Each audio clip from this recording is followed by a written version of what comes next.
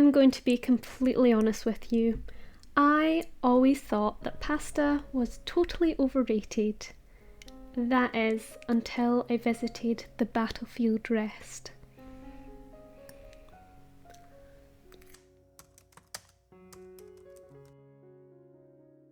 My name is Kat. Welcome to episode 3 of the Slow Living Guide, where I give you the A to Z on slow living and hopefully provide a pocket of calm in your day. Last episode, we chatted about the pros and cons of slow living, so if you haven't seen it yet, you can follow the link at the end of the video. In today's episode, I will be explaining the slow food movement and discussing the benefits of slow cooking. I've really been missing having friends round for food recently, so I would love to invite you to join me for a virtual meal. So grab a snack, get a wee cup of tea, get nice and comfy, and I'll see you in a minute.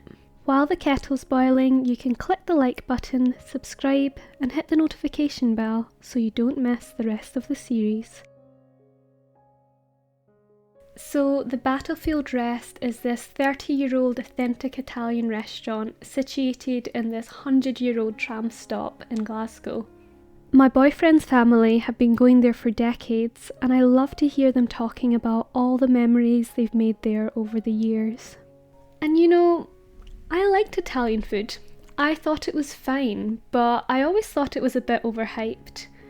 That was until I visited the Battlefield Rest for myself, took one bite of their chestnut cumin pasta, and I was converted. No, I wasn't just converted, I was in heaven. This brings us on to the origins of the slow food movement. If you've been watching the Slow Living Guide from the beginning, then you will already know a little bit about the slow food movement, which was founded by an Italian journalist by the name of Carlo Petrini. I'm going to do a quick recap for the new folks, but stay tuned because we're going to dive a little deeper. In the 1980s, fast food spread to Italy, a land that is incredibly rich in its slow food culture.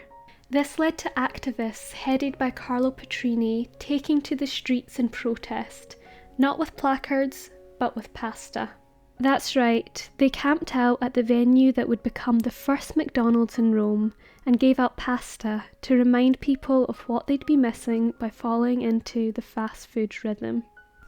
In short, the slow food movement is about slowing down to buy local, fairly traded produce, ditching the fast food for home-cooked meals, and slowing down to really enjoy them with your family and friends. So when I asked you to join me for a virtual meal, I wasn't talking about a burrito on the road.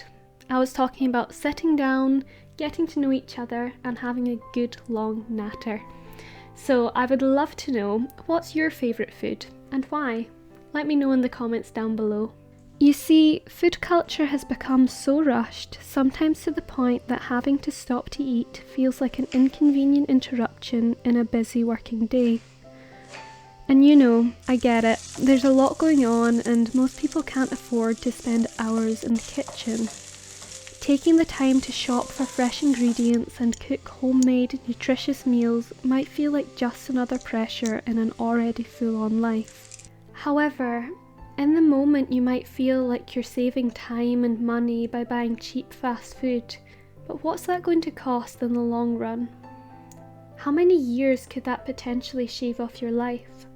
How many precious conversations with family and friends might you miss? How much good Italian pasta are you willing to forgo?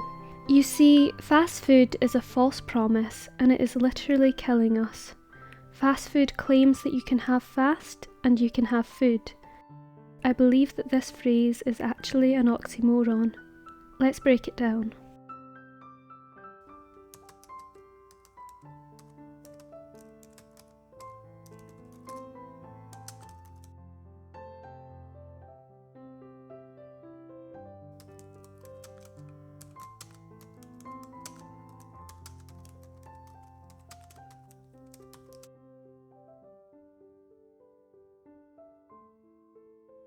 Any nutritious substance.